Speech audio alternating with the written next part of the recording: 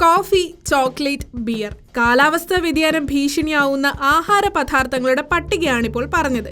ഇപ്പോഴിതാ ഈ പട്ടികയിൽ ഏറ്റവും പുതിയതായി ഇടം പിടിച്ചിരിക്കുന്നത് ബിസ്ക്കറ്റും കുക്കീസും ഒക്കെ ഉൾപ്പെടുന്ന ഡെസേർട്ടുകളാണ്. കാരണം എന്തെന്നറിയോ? പഞ്ചസാരയുടെ വിലവർധന. ബ്രസീലാണ് ഏറ്റവും വലിയ പഞ്ചസാര ഉൽപാദകർ. ഇന്ത്യയും തായ്ലൻഡുമാണ് പഞ്ചസാര ഉൽപാദനത്തിൽ തൊട്ടു പിന്നാലെയുള്ള മറ്റ് രാജ്യങ്ങൾ. ഈ രണ്ട് രാജ്യങ്ങളിലെയും വരൾച്ച പഞ്ചസാര ഉൽപാദനത്തെ ദോഷകരമായി ബാധിച്ചു.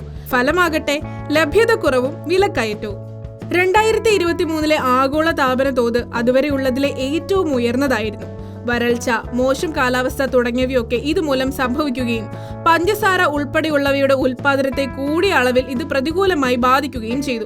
കരിമ്പ് കൃഷിയെ കാലാവസ്ഥാ വ്യതിയാനം ദോഷകരമായി ബാധിച്ചു. പഞ്ചസാര ഉൽപാദനം ഇതോടുകൂടി കുറഞ്ഞു. അങ്ങനെ പഞ്ചസാര ഉപയോഗിച്ചുള്ള വിഭവങ്ങളായ ചോക്ലേറ്റ്, മധുരപലഹാരങ്ങൾ, മറ്റ് ഡെസേർട്ടുകൾ എന്നിവയുടെ വില കുത്തനെ ഉയരാനും തുടങ്ങി.